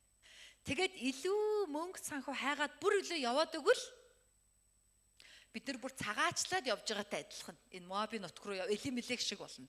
Харин бид зог тусаад Бурхандаа итгэвэл бид нар ерөндөг хэрэглээд тэндээс бид нар гарцыг олж эхэлнэ гэсэн үг. Амен уу. За тэгвэл санхүүгийн амьдрал ерөөлтэй мөнгөтэй сайхан байна. Миний амьдрал бүх юм окей байна. Би Бурхандаа ёстой нэг хамт байна да гэж бодох нь зөв үү? Хүний ухаанаар, хүний логикоор бол зөв боловч Бурхны нүдэнд тийм биш. Өөрөөр хэлэх юм бол бидний амьдрал санхүүгийн зовлон байлаа гэдээ би Бурханаас яг хол гэсэн үг бас биш. Миний амьдрал санхүүгийн ерөөлтэй байлаа гэдээ би Бурхандаа яг адилхан гэсэн үг биш. Учир нь Бурхан бол амьд байдаг. Бид түүнтэй хувьчилсан харилцаагаар амьдрах ёстой. Дийлэнхтэй элдв бэрхшээл зовлон асуудал магадгүй бидний Бурханаас хол байгааг илэрхийлэх тэмдэг болд юм а гэдгийг өнөөдөр Библи биднэрт сануулж байгаамаа. Амен уу. Тэгвэл ийм өсөглөнд орохгүй байхын тулд нэгдүгээр ерөндөг бол итгэх байлаа. Сургаалт төгс 3-ын 5-аас 6 хэлсэн бол хоёр дахь ерөндөг нь эмээ. Сургаалт төгс 3-ын 7-оос 8-ыг уншия. 3А. Өөрийнхөө нүдэнд бүү мэргэн бол эзнээс эмээ, ёрийн муугаас эрг. Энэ нь маханд чинь эм, ясанд чинь шим болно. Амен уу. Амен. Тэгэхээр бидний хувьд тийм ээ одоо Бурханаас хол амьдралаасаа салах, өсөглөн бэрхшээл зовлонгоос салах хоёр дахь хорийн ерөндөг буюу арга нь эмээх юм. Библи хэлсэн эзнээс эмээх нь мэрэгэн ухааны эхлэл, ариун нэгнийг мэдэх нь ухаарл юм а. Өчигдөрхөн нэг нь одоо оюутан залуу надтай ирж уулзсан маа зүглааны. Тэгээ юу ч хэлсэн пастора би сайн л амьдрмаар байна. Яаж игэл мэрэгэн сайн л баймаар байна. Үнэхээр би сайн амьдрмаар байна. Надад туслаарай пастора. Сайн амьдрахад хамгийн хэрэгтэй юм юу вэ? Эзнээс эмээх. Учир нь эзнээс эмээх нь мэрэгэн ухааны эхлэл цэг. Манай Монголд ямар зүрүү гэдэг вүлээ? Айж явбал аминд тустай. Амен. Тийм учраас бид нар тийм ээ Бурханаас одоо холдохгүй, өсөглөн зовлонд орохгүй байя гэвэл Бурханаас айх хэрэгтэй. Айсандаач болтугай хийх хэрэгтэй. Амен уу. Айсандаач болтугай залбирдаг, айсандаач болтугай сүм дээрээд мөрөгдөг байх нь биднэрт үлзийтэй. Бид нар ингэж Бурханаас эмээх юм бол мах маань эм уусантай адилхан, яс маань шин тэжээлтэй болсонтой адилхан ерөөл авнаа гэж хэлж байгаа. Амен уу. Тийм учраас бид нар үнэхээр эзнээс айж эмээх ёстой бөгөөд эзнээс айж эмээхгүй байгаа хүнийг Библи ямар хүн гэж хэлдэг вэ гэвэл басамжлагч нэгэн гэдэг. Дагаад хэлээ да басамжлагч. Муухай өгтэй бид нар тийм байхыг хүсдэггүй ч бид нар гаднаа зүгээр мөртлөө дотроо басамжлагч болсон байх магадлал өндөр байдаг. Энэ бол аюултай үзэгдэл. Би ч гэсэн Бурхны өмнө дандаа өөрийгөө тий айж эмээж эргэж хардаг. Басамжлагч болцсон байх үедээ. Тийм ээ гэмгүү царай гаргачихаа басамжлагч болчоод явж явах үедээ яана гэж дандаа өөрийгөө шалгадаг. Тэгээд заримдаа би үнэхээр басамжлагч болцсон байдаг. Тэгэл станараа тө мууер гэж байгаа юм шиг л юм болно. Буцай боли бууж өглөө үгүй шүү. Би биш шүү тоглосон. Би ёстой юм биш шүү. Би бууж өглөө бурхан минь. Лук номны 18 дугаар бүлгээс харах юм бол бурхан биднэрт тийм ээ одоо Есүс бидэнд хоёр хүний жишээг харуулсан байгаа. Хоёр хүн сүмд хоёулаа залбирахаар орсон. Эхний хүн нь урд зогсоод гараа өндөрт өргөөд ингэж хэлсэн байгаа. Бурхан минь би бусад хүмүүс чиг залхаа биш. Шудраг бус биш, завхайч биш. Би 7 өнөд 2 удаа мацаг барьдаг. Би олсон бүх орлогынхаа 11-ийг өргөдөг. Би энэ татвар хураагч шиг муу хүн бишээ бурхан. Өөрөөр хэлбэл энэ хүний залбирлыг базаад үзвэл юу гэж хэлсэн бэ? Би татвар хураагчаас дээр. Бурхан үүнийг басамжилсан бодол санаа буюу бардан бодол санаа гэж тодорхойлсон байна. Өөрөөр хэлбэл басамжилсан бардан бодол санаа гэдэг нь өөр юм биш. Энэ юу вэ гэвэл өөрийгөө бусдаас дээр гэж үзэх. Гэтэл энэ ертөнц өдөр болгон юу гэж зааж байгаа вэ? Өөрийгөө бусдаас дээр гэж үз. Өөрийгөө үнэл. Өөрийгөө дээр гэж үзгэж заадаг. Бид нар энэ ертөнцөөр амьдрах гэхээр Бурхныг зөрчилдөг. Бид Бурхнаар амьдрах гэхээр ертөнцид дээрлэхүүлээд байгаа юм санагдаад байдаг. Гэсэн ч эцэст нь Бурхныхаар амьдрах нь бидэнд үлзийтэй. Учир нь бид Бурхныхаар амьдрснараа түүнээс эмээдэг бөгөөд энэ нь намайг Бурхантай ойртуулдаг бөгөөд Бурхан намайг өргөмжилдэг. Нөгөө нэг хүн нь бол татвар урагч байсан. Тэр бүр тэнгэр лүүж харж зүрхлээгүй. Толгоогоо гудаалгаа цээжэд илсээд. Цээжэд ямар хүн цээжэд илсдэг юм бэ?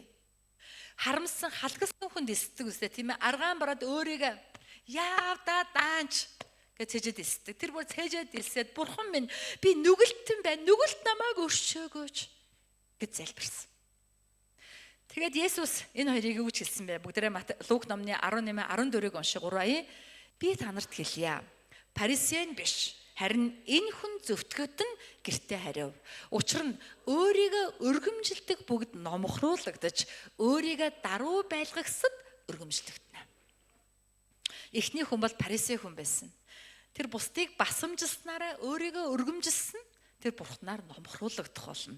Харин татвар урагш нь өөрийгөө даруусгаснаар Бурхан түүнийг өргөмжилнэ. Эзнээс эмэнэ гэж юу юм бэ? Эзнээс эмэнэ гэдэг нь бусдыг өөрөөсөө дээр гэж үзэх. Өөрийгөө дандаа бусдаас дор гэж үзнэ. Бурханы өмнө айж, эмээсэн сэтгэл зүрхээр амьдрахыг хэлж байгаа. Бид ингэж амьдрах юм бол Бурханаас хол байж чадахгүй, холдох ямар ч боломжгүй. Бид нар Бурхантай ойрхон амьдран тэгвэл Бурхан биднийг өргөмжилдэг. Бид өөрсдөө өргөмжлөх хэрэггүй. Бурхан биднийг өргөмжилж, Бурхан бидний амьдралд ивэл, ёроол, нэр, хүнд, тийм ээ, ашиг, орлого, амжилт, эрүүл мэндүүдийг өгдөг. Амжилтуудыг бидэнд өгдөг. Амен уу? Энэ бол үнэхээр Бурханы гайхалтай нууц юм аа. Эзнээс эмэнэ гэдэг нь дахин хэлэхэд ёрын муу замаасаа эргэж өөрийгөө нүгэлтэн гэдгээ хүлээн зөвшөөрөхийг хэлж байгаа. Бидний гаргадаг том алдаа бид нар гэмссэн болохоор өөрийгөө нүгэлтэн гэж тооцоо болчдөг. Зөвхөн болсон гэж тооцоод идэг. Мэдээж үнэн. Гэвч хизээд бид махуудын дотор байгаа л бол бид нүгэл хийхдээ гарсан. Нүгэлтэй хурдан, зөвхт байдалтай удаан гэдгээ мартаж болохгүй. Тийм учраас эзнээс эмээдэг хүн юмыг яаж мэдхүү би нүгэл үйлдсэн байгаа гэдэг сэтгэл зүйтэй байдаг.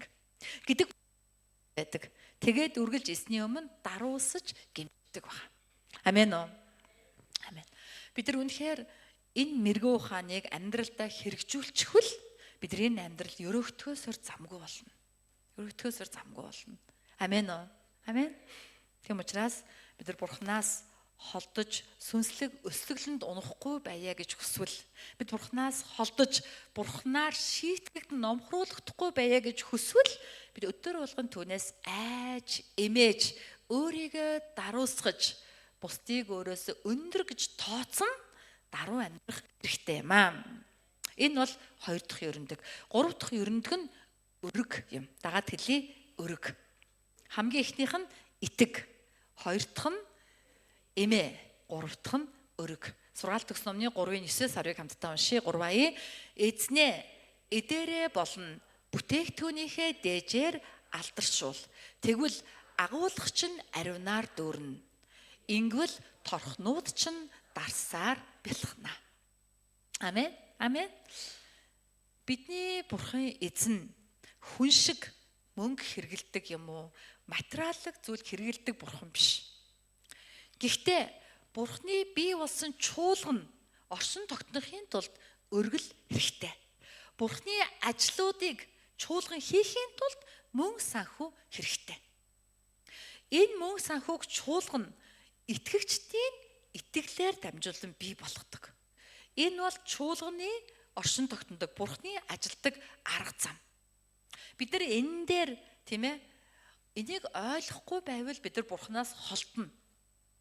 Бид нар энийг ойлгох хэрэггүй, зүгээр итгэж дуулууртаа дагах хэрэгтэй. Дуулууртаа дагаад хэрэгжүүлээд эхлэх юм бол та нар энийг үнэхээр тийм болохыг нь амьдрал дээр харна. Аль хэдийн энийг амьдрал дээр амссан хүмүүс ч байгаа гэдэгт би итгэж байна. Байгаа гэдэг нь харагдаж байгаа. Манай хамтын төвөө цуглаан бол энэ талаараа өрөөгдсөн гэж итгэж байна. Амен уу. Тийм учраас бид нар Бурханд өргөлүүдийг өргөдөг юм аа. Ер нь бол өргөлийн талаар жилдээ 1-2 удаа номлох ёстой гэдэг одоо тий пасторуудын сургалтнууд тийм одоо заавруудыг өгдөг. Тэгээ би бол өргөлийн талаар ойрдоо баг номлоогүй санагдаад ах юм. Номлосон шин болов.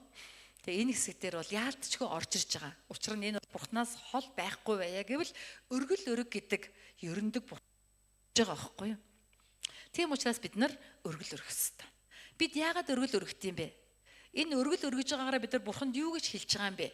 Бурхан, та миний бүх өрөөлийн үндэс.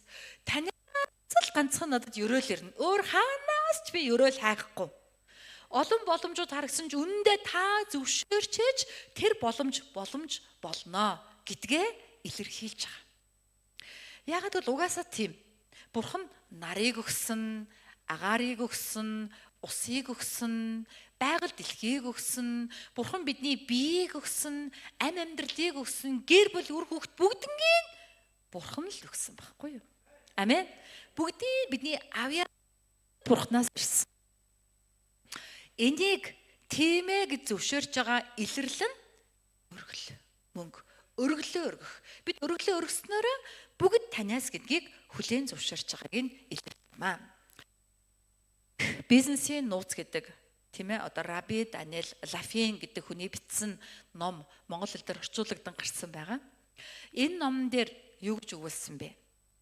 Бурхан биднийг бусдын хэрэгцээ хүслийг байнга анхаарч агаасаа гэж хүсдэг. Энэ хүн ингэж хэлсэн байгаа. Цааш нь харвал бид өөрийнхөө хэрэгцээнээс өмнө бусдын хэрэгцээг ухамсарлах нь Бурханд тааламжтай байдаг. Бидний мөнгө олох нь зөвхөн материаллык зүйл биш, харин сүнслэг үйл ажиллагаа гэж ойлгох нь зөв юм. Учир нь бид мөнгө олоод түүгээрээ бусдын хэрэгцээ ба хүслийг хангаж үйлчилнэ гэсэн шийдвэртэй байвал бидний хэрэгцээ, бидний хүсэл Бурханаар хангагддаг нь Библи дэх бизнесийн нууц юм аа. Амен. Амен. Энэ бол бидний өргөх учир шалтгаан юм аа. Бид өөрийнхөө олсон мөнгөө өөртөө л зарцуулвал энэ дэлхийн хүнээс ялгаагүй. Бид мөнгө олж болно, баяжиж болно. Ерөөсөө Бурхан мөнгийг үзий яд гээгүй шүү. Мөнгө муухай гэж хэлээгүй. Мөнгөгүй амьдрч гэж хэлээгүй. Энэ дэр зөв болохоор. Сүм зүглээ мөнгө муухай гэж ярьдаг мөртлөө мөнгө гэдэг гэж надад олон хүмүүс хэлжсэн. Ерөөсөө тийм биш. Мөнгө бол сайн зүйл. Бидний хэрэгцээ. Библи юу гэж хэлсэн бэ? Мөнгийг хайрлаж болохгүй. Мөнгөний хайр түмэн. Түм гэдэг чинь 10,000 зовлонгоор өөрийгөө сүлвсэнтэй адилхан болгоно. Харин мөнгийг зөв зарцуул. Тэгвэл олдно гэж Библи зааж байгаа. Зөв зарцуулах нь юу вэ? Бусдын төлөө өрг, зориул. Тэгвэл тэр чинь ургаад 30, 60, 100 дахин урган амьдрал чинь илүү хангагддаг юм аа. Энэ бол Библи дэх бизнес. Үүнийг жинхэнэ бизнес гэж хэлж байгаамаа гэж энэ хүн одоо тий Раби Даниэл Лафин гэдэг хүн өөрийнхөө ном дээрээ бичсэн байгаа. Тийм учраас Бурхантай ойрхон байх амьдралын нууц нь өргөх амьдрал юм аа. Есүс учир нь хэлсэн өгөгтөн тэгвэл та нарт өгөгдөнө. Тэгтээ шахагдсан, чигчсэн, мөн бэлгсэн сайн хэмжээгээр өвөр дээр чинь асгарна. Өөрийнхөө хэмтсэн хэмжээсээр та нар хариудан хэмжигдэх болно. Өгөөмөр ихээр өгсөн хүн өгөөмөр ихээр хэмжигдээд өгөгдөнө. Өчүүхэн харамчаар өгсөн хүн өчүүхэн харамчаар хэмжигдээд өчүүхнийг авна. Энэ бол аимшигтай боловч туйлын үнэн зарчмыг Бурхан Библиэлд суулгасан. Ингэж өгдөх хүн Бурханаас хол байж чадахгүй. Учир нь Библи бас юу гэж хэлсэн бэ? Эд баялагчин хаан байна, тэнд зүрх сэтгэлчин байд юм аа. Тийм ээ? Бид эд баялгаа цаг хугацаагаа Бурханд зориулвал зүрх сэтгэлчин дагаа тийшээ явна угаасаа. Гэтэл чи эд баялгаач өгөхгүй, цагаач өгөхгүй бол хизээч зүрхсэл чинь бурхан руу ойртохгүй. Бурхан зүгээр чиний ашиглагдах нь, хэрэглэгдэх нь болон амжилтын төлөө мөнгө олохын төлөө хэрэглэгдэх нь төдий байгаад чиний бүх амьдрал болохгүй гэсэн үг. Харин бид цагаа мөнгө цаг хоёр л адилхан байхгүй юу? Алт бол цаг гэж манай ортом хэлдэг штэ тийм ээ. Тэгэхээр мөнгө цаг хоёр бол адилхан байхгүй. Аль нь жилийн үнэтэй биш, хоёулаа адилхан. Чи цагаа мөнгөө бурхан зориулвал зүрх сэтгэл чинь адилхан очно. Би цагаа мөнгөө зориулахаас харамлаад эхлвэл би өөрийгөө юу гэж ойлгох вэ? Бурханаас холдож ин да. Өсгөл нь айсуу гэж ойлгоход буруудахгүй. Би тийм байдалд орохгүй байвал цагаа мөнгөө бурхандаа сайн дураараа баяртайгаар чадах чинээгээрээ бид нэр зориулах хэрэгтэй юм аа. Бид бусдад, чуулганд, бурханд бид нэр чадах чинээгээрээ зориулснараа бид өсгөлөнгөөс гардаг. Бурхантайгаа ойртдог. Амен уу. Манай цуглаан дээр үед эгчтэйгээ явдаг байсан нэг охин байдаг. Тэр охин маань жоохон оюун санааны хувьд жоохон асуудалтай байхгүй. Тэр охин байж байгаа л над руу 20,000 гээл дансаа явуулдаг. 20,000 гээл дансаа. Тэгэл би устгаа иччин. Ядаргаатай юм байл устгах чинь тэгэнгүүт дахиад өөр дугаараас явуулна. Тэгэл блог чинь өөр дугаараас болоод явуулна. Тэгэл нөгөө залгаад байхаар би мэдэхгүй заримдаа авчингууд ихэгч би байна. Толгой өвдөд байна. Ихэгч би байна. Эштэг гэдэг нь аав ингээд байна. Өртөлтэй ч юм шиг, хэцүү ч юм шиг. Гэтэ энэ бол боломж юм. Тийм ээ? Хэдийгээр тэр надаас дандаа л бага л мөнгө гуйдаг л та. Тэгтэл тэр болгоныг өгөх нь надад боломж юм аа. Хэн нэгэн танаас ямар нэг юм хүсэж байгаа бол боломж гэж итг. Тэгээд чадлын хэрээрээ бусдад өгдөг байцгаая. Амен уу? Амен. Энэ бол гайхалтай амьдрал. Бурхан надад маш их өгч байгаа. Бусдаар дамжуулна. Тэгээ би айж байгаа. Би энэ хэрээр өгөх юм байна. Илүү өгөх хэрэгтэй байна. Хангалтгүй байна гэж ойлгож байгаа. Тийм учраас тийм ээ бид нар бурхантай ойрхон байх 3 дахь одоо ерөндөг бол өгөх юмаа гэдгийг хүлээн зөвшөөрье. Хажуу талын өндөө хэлээ та бурхандаа өргөё. Бусдад өгьё. Сайныгаа өгьё. Мөнгө их олоорой. Олоод бусдад өгөөрөө. Тэгвэл чамд өгөгдөнө. Амен. Бид бурхнаас авах нь бидний зүрх сэтгэл дотор маш их тийм бурханлаг, маш их тийм бурхантай ойрхон, бурхан бид хоёрын нанд нь холбоо байгааг илүү баталдаг. Бурхан надад өглөө штэ. Бурхан намайг мэдээд байгаа юм байна. Бурхан намайг сонсч идэм байна. Бурхан надад өглөө штэ гэж бодвол бид нар маш их талархдаг юм аа. За, гэлзүүлээ, цаг явсан байна. За, 4 дахь одоо ерөндөг твч. Сургаалт өгсөн номны 3-ын 11-ээс 12-ыг уншия 3-аа. За. Эзний сахилахыг бүүжигш, гисгэлтийг нь бүү зэвүүрэх хүмүн. Хүүгээ таалн хайрладаг эцэг хүний адил хайрладаг хүнээ эзэн шийтгдэг юм шүү. Бурханд ойр байх 4 дахь арга нь зовлонг твчих. Амьдрал бэрхшээл зовлон асуудал тулгархаар бид нар соригдоод, гомдолдог, сүмдээ явахаа болдог, итгэлээрээ ундаг, шантардаг. Тэгвэл өнөөдөр тийм ээ бурхан бидэрт бурхантай ойр байх 4 дахь ерөндөг болвол зовлонг, бэрхшээлийг твчих юм а гэж зааж байгаа. Бурханы сахилгажуулалт тухайн үе бүрдээ уйлмаар, уйтаа, гашуутаа, гунигтаа, дарамттай хэцүү байдаг ч түүнийг твчээс сургагдвал бидэнд мөнх аминд хүрэх үр жимсийг өгдөг. Тиймд бид твчээртэй байхад суралцах хэрэгтэй. Ялангуяа зовлон дунд. Бид ингэх явцдаа бурханд ойртож улмаар бид бие махбодын хувьд зовж исэн ч гэсэн сүнсээрээ дүүрэн болон ерөгддөг. Сүнсээрээ дүүрэн байхыг Есүс сүнсэндээ ядуу байдал гэж хэлсэн бөгөөд сүнсэндээ ядуус ерөөлтэйе Тэнгэрийн хаанчил тэднийх юм а гэж тодорхойлсон байгаа. Өөрөөр хэлэх юм бол сүнсээр дүүрэн байна гэдэг нь энэ дэлхийн бүх найдвар талаар болж дэлхийн зүгээс ямар ч найдваргүй хоосон зүрх сэтгэлтэй ядуу зүрхтэй байхыг хэлж байгаа. Бид ингэж өөрийгөө хоосон ядуу зүрхсэтгэдэг байлгахын төлөө дэлхийн зүйлээс зуурахгүй байхаар Бурхны өмнө төвчж чадвал бид сүнсээр дүүрдэг. Амен. Бидний гаргадаг алдаа юу вэ гэхээр бид нар энэ дэлхийн зүйлээс зуурчих гэдэг. Найдвараас зуурчих гэдэг. Бурхныг биш энэ дэлхийг найдвараа болгочих гэдэг учраас сүнсээр дүүрдэггүй. Бид бүх найдвараа орхихыг төвчих гэж байгаа. Хүний арга замаар ямар нэгэн хийгээвэл болчихно гэж бодоод байвал хизээч бид нар сүнсээр дүүрэхгүй. Тэр бүгдийг орхиод Бурхны өмнө төвчээд залбирлын суудал, мөргөлийн суудал дээр Бурхныг хүлээн уйлн зовлон дундуур бэрхшээл дундуур нэг бүрчлэн амсаж шимтэж мэдэрч тэр бүгдийн дундуур Бурхан юу хийж байгааг юу ярьж байгааг харж туулж ээж бид нэр алтмет урагш гарч ирдэг. Амен уу. Бид нар хизээ зовлон донд гомдолж болохгүй, харин бид нар төвчих ёстой юм аа. За бид нар өсөглөн гэдэг дээр л ухаад ийм хол явцсан байна. Буцаад Рут ном руу очие. Рут номд гарч байгаа 2 дахь үг бол цагаачлах. Эхний ишлэгийг харах юм бол тийм ээ. Шүүгчдийн өдрүүдэд тэр нутагт оронд өсөглөн болов. Нэгээр Юудан Бэтлехемээс эхнэр бас 2 хүүгийнхаа хамт Моабын нутагт цагаачлан суухаар яв.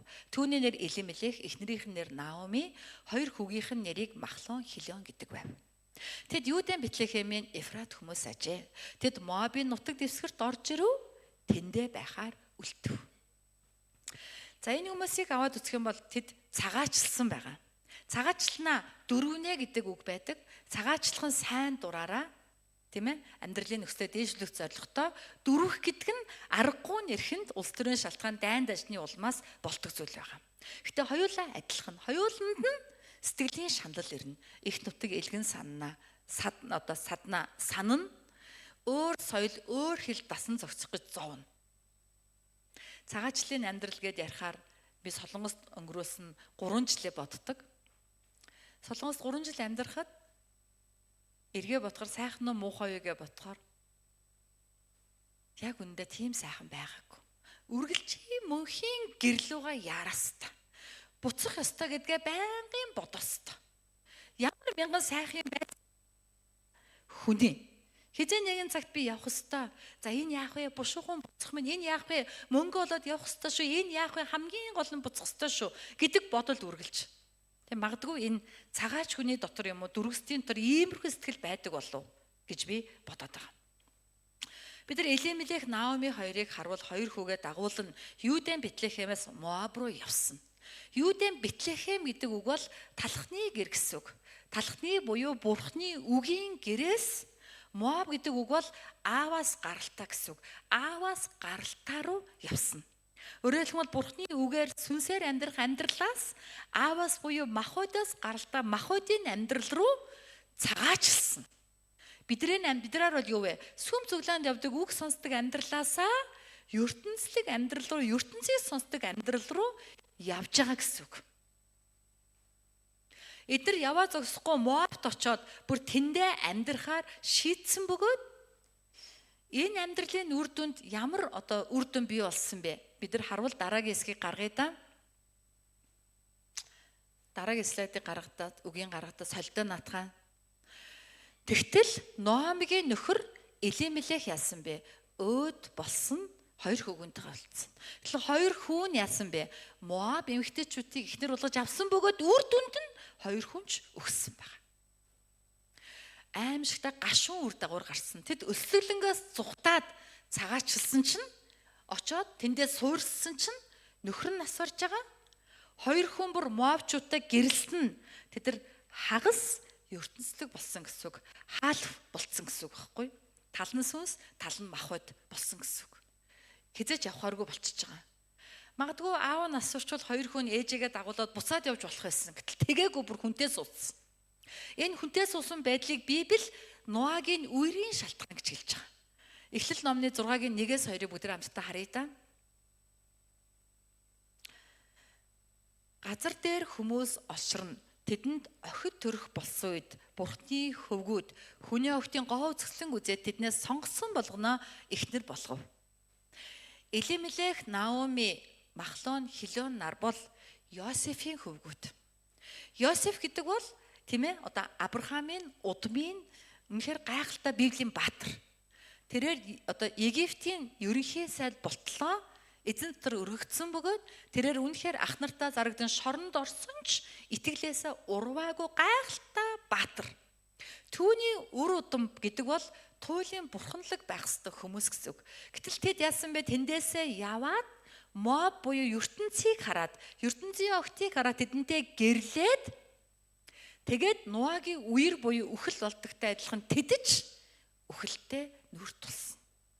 За тэгвэл бидний хувьд ямар одоо хэрэгжүүлэлт гарч ирэх вэ?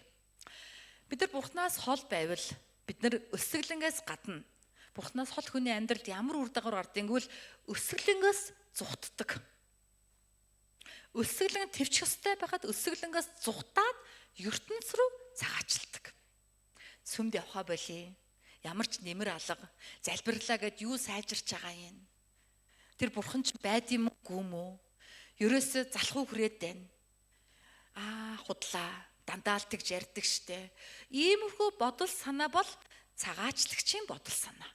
Ийм бодол санаагаар удаан амьдраад эхэлвэл бидний дотор ямар байдал бий болох вэ? Бид нар тийм ээ ертөнцтэй гэрлээд хагас болно. Хагас бурхан, хагас ертөнцлөг. Бие маань сүмд, сэтгэл маань ертөнцид. Бүх найдвар маань ертөнцид бурхан миний хэрэглэгдэв. Мөргөл өрснөөр бурханаар өрөөгдөд ертөнцид амжид болохыг хүсээд байна. Юу н өөрийн бүх замаар бурханыг таньж мэдхүү. Бурханыг ашиглан ертөнцид амжид болохыг хүсэх, ертөнцтэй гэрэлсэн холимог үзэл санаатай хүн болно хувирна. Үр дүнд нь сүнслэг үхэл ирдэг. Энэ бол цагаачлал гэдэг Бурхны бидэнд хэлж байгаа дуу хоолой юм аа.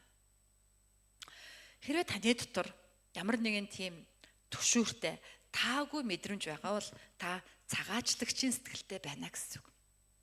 Та ямар нэгэн байдлаар гэмгүй мөртлөө гэмтэй юм шиг, Бурхны юм буруу байгаа юм шиг, та зүгээр мөртлөө зүгээргүй юм шиг сэтгэл төрөөд байвал яг тэр чинь харийн нутагт амьдарч байгаа сэтгэл. Харийн газар очихоор тийм л байдаг. Бушгуун шиг явъя. Энд ингээ байж байгаа маань ер нь буруу шүү. Харин зөв шүү. Гэртэл очих ёстой шүү. Гэдэг бодол хаа нэгтээ зүрхний гүнд байнгын байдаг. Бид нар тийм бодол санаатай бол хурдан эргээд ир. Тэнд очиод сууршаад бүр гэрлээд бүр 10 жил амьдрах хэрэггүй. Заримдаа бид нар тийм ээ тэр бодол санаагаа тоохгүй л яваад идэг. Тоохгүй л яваад байгаа нь бид нар сууршиж байгаа, гэрэлж байгаа 10 жил амьдарч байгаа гэсэн үг. Тоохгүй л яваад байна. Зүгээр тэгж байгаа болчихноо. Мэдж байгаа тэгж байгаад иргэнэ. За яагаад явах энийг амжуулчаад тэрийг амжуулчаад гэд өөрийгөө мэхлээд бид нар бусдыг мэхлээд Бурхны өмнө холдоол идэг. Үр дагавар нь ямар гашуун бэ гэдгийг өнөөдрийн одоо тийм ном хэлж байгаа юм аа. Библи хэлсэн байгаа. Модыг үр жимсээр нь таньдаг. Өнөөдрийн Элимелех одоо тийм Наомигийн амьдрал үр дагавар нь харагдаж байна. Наомигийн нөхөр Элимелех өөрөө нас барсан, 2 хүнч нас барсан. Эхлээд өсөглөн, тэгээд цагаачлал, тэгтэл ихний үхэл дохио байсан. Энийг анзаараад эргэх ёстой бол эргээгүй бүр гэрэлсэн чинь 2 дахин их үхэл ирж байгаа. Бурханаас хол амьдралын үр дагавар ямар гашуун бэ гэдгийг харуулж байгаа юм аа. Амен уу. Бурханаас холдоод сүмдээ ирэхгүй болцсон хүн бол улаан цайм холдожээ. Гол асуудал нь сүмд явж байгаа мөртлөө Бурханаас хол байдаг хүн байдаг. Өөрийгөө хуурдаг, пастрыг хуурдаг, бусдыг хуурдаг, Бурханыг хурж чадахгүй. Тийм учраас бид нар үнэхээр шударга байх хэрэгтэй юм аа Бурханы өмнө. Бидний амьдралд ийм одоо байдлууд тийм ээ байгаа бол бид нар Бурханаас эмээж. Нэгдүгээрт нь яг сэтгэлээ ерөндөг, нэгдүгээрт нь тэг, хоёрдугаарт нь эмээ, гуравдугаарт нь өрг, дөрөвдүгээрт нь твч. Энэ ерөндгүүдийг амьдралдаа хэрэглээд эхлэвэл бид нар өөрийн мэдлгүй Бурхан руу ойртно. Бурханыг илүү мэднэ, илүү танин, зүрх сэтгэл чинь халуун болно. Бурханд өргөх, зориулах сэтгэлтэй болно. Бурхан чамайг ямар их өрөөж байгааг хараад чи талархал дүүрэн болно. Улам бүр ивэл Бурханаас чамд өгдөг юм аа. Өнөөдрийн номлол тэр чигтээ бараа нь харанхуй байгаач Бурхан бол харанхуй гэрэл юм. Бурхан энэ 1-5 дугаар ишлэл донд найдварыг өгсөн байна. Энэ найдвар бол хамгийн сүүлийн 5 дугаар ишлэл. Бүгдээрээ 5 дугаар ишлэлийг уншъя да. 5-ыг гаргана уу? Тэгтэл бас Махлон Хилонаар хоёул өхөв. Ингээд тэрэмхтэй хоёр хөвгүүнчгүй нөхөрчгүй хоцров. Хоёр хөвгүүнчгүй нөхөрчгүй гэж хэлж байгаа үг ягаад ч юм найдвар төрүүлээд байгаа. Юу яриад байгаа юм, ямар найдвар вэ пастра гэж бид нар бодож магадгүй. Энийг та нар энийг хөвгүү нөхөр гэдэг үгээр битгий бод. Харин энийг сүнсэндээ ядуу байдал гэж ойлгох. Наомигийн сүнс ядуурсан болохоор бурхан руу буцаад Бэтлехэм явах тухай ботсон байхгүй. Хэрвээ сүнс нь ядуураагүй бол тэр тэнцэнэ нөхөр хүүхдүүдтэйгээ зүг ясаа тавья гэд байгаад иж болох л байсан. Гэтэл Наоми хичнээн хэцүү байсан, хичнээн ичмээр байсан ч тэрээр нөхөрчгүй, хөвгүүнчгүй буюу ямар ч найдваргүй, дэлхийгээс найдвар юучгүй гэдгээ ойлгосон болохоор тэр бурхан руугаа эргэсэн юм аа. Амен уу? Амен. Бидний амьдралд байгаа асуудал бэрхшээл зовлон биднэрт ямар ивэл өгд юм бэ? Бидрийг ийм сүнсэндээ ядуу нэгэн болгодог. Тэгээ бид Тэнгэрийн хаанчлалыг өвлж авдаг. Наоми тийм ээ ядуураад нутаг руугаа буцаж ирээд тэгээд өөрийн бэр Рутан ирээд Рутан Боазтай гэрлээд Боазаас Обед төрөөд Обедаас Есэ төрөөд Есэгээс Давид төрөөд Давид нь Есүсийн удам болсон байгаа. Амен. Тэгэхээр Наоми сүнсэндээ ядууран буцаж ирснээрээ итгэлийн ургийн бичиг Есүсийн удмын хүн болон Тэнгэрийн хаанчлалын хүн болон өөрчлөгдсөн байна. Тэр үхэл дундаас амьруу шилжиж чадсан байгаамаа. Амен уу? Амен. Өнөөдөр ч гэсэн бидний амьдрал тийм ивэл Бурханаас байгаамаа. Учир нь бидний амьдралд байгаа бэрхшээл зовлон бүр биднэрт дандаа тийм эргэх орон зайг өгч яадаг. Энэ биднийг бүрэн 100% эргэхэд нөлөөлдөг. Амен уу? Амен уу? Би танд хэлье. Хэрвээ таны амьдралд асуудал байгаа, та Бурхантай ойрхон байгаа мөртлөө асуудал байгаа л байвал та бүрэн 100% эрг. Та бүгдийг орхиод Бурханд өөрийгөө зориул.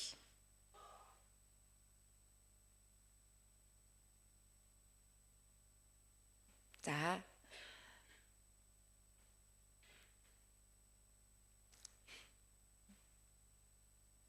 За цаа цонхоо онголоод өгчих юм уу? Цаатлын цог агаар нь яагаад байгаа юм болов?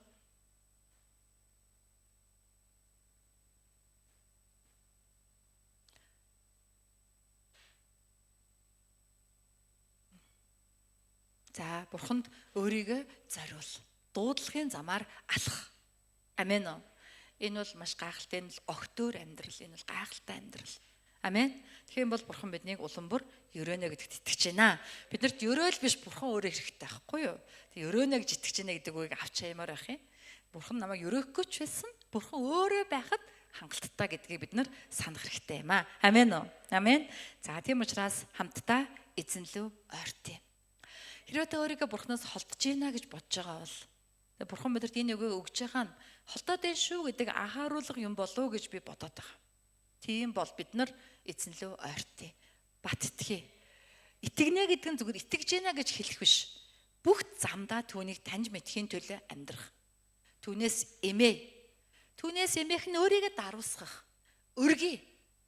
Бага байхгүй бүгдийг өргөе. Зориулъя. Амьдралаа зориулъя. Төвчээ.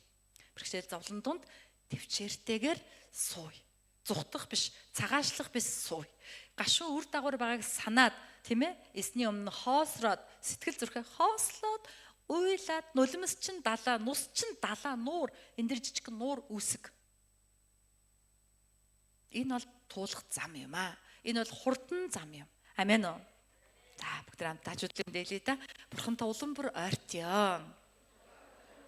Тэнгэрийн хаанчил чинийг шүү. Найдвар хизээд байдаг юм аа. Хамтдаа залбирая. Халелуя Иесус, эзэн минь танд баярлалаа. Өнөөдөр өгийн төлөө талархаж байна. 11 цагийн мөргөлийн дээр ч гэсэн та өрөөлөө буулгаач. Эзэн минь тантай ойрхон байхад биднийг удирдаарай. Эзэн минь танд итгэж. Эзэн үнэхээр эмээж, өргөж, твчиж Эзэн минь өдөр бүр бурхантайгаа ойрхон байхад биднийг удирдаач. Тэг чадаагүй бидний өдөр хоног бүрийг уучлж өршөөж, чуулганыг илүү өөр лугаа ойртуулаач. Тэднийг дуудаж өгөөч, ойлгуулаач, ухаарлыг өгч, нэгүслээрээ өгч хамтайгаа шийдсэн минь. Танд л өргөж байна Иесус. Оо эзэн минь. Оо халелуя. Эзэн минь тийм яава. Эзэн нартай дүүг минь та итгэж амжилж, та өнөөдөр нэгүслээ буулгаарай эзэн минь. Харинсаас ажлыг хийж өгөөч. Бэнтгэж найдаж байна. Дэж өгөөч. Иесусийн нэрээр. Их эзэн минь тандаа баярлалаа. Өнөөдөр та биднийг бас нааша ойрт хэмээн дуудаж байгаад баярлалаа. Эзэн бид үнэхээр аваа Бурханаас холж бай. Үндэ бид холдоогүй гэж бодсон ч хамаагүй улам бүр ойртоход туслаач. Эзэн минь бид илүү бат итгэж бүх замдаа таныг мэдэхийн төлөө тэмцэхэд туслаараа. Эзэн бид үнэхээр Наомигийн амьдралд тэр өсвөлэнгээс цугцсан байдал нь ямар гашуун үр дагаврыг авчирсныг санаж, эзэн бид эзнээс эмээж өөрийгөө даруусгаж, эзэн бид өргөж цаг зав мөн санх үн цэнтэй бүрээ Бурханд зориулж, бас бид бэрхшээл зовлон төвчж амьдрахад биднийг удирдаач. Таны нэгүсэл бидэнд дүүргэлж боломж өгдөг. Тэр нэгүслээр өнөөдөр чи биднийг дүүргэн та өрөөж удирдах болтугай. Тандаа бүх алдрыг өргөж 11 цагийн мөргөл өргөсөн ах トゥ усаа нэг үрчлэн өргөн даатгаж тэдний амьдрал тэдний гэр бүл дээр Бурханд ойртох ивэл дүүрэх болтугай хэмээн тандаа даатгах нь Есүсийн нэрээр залбирлаа. Амен. За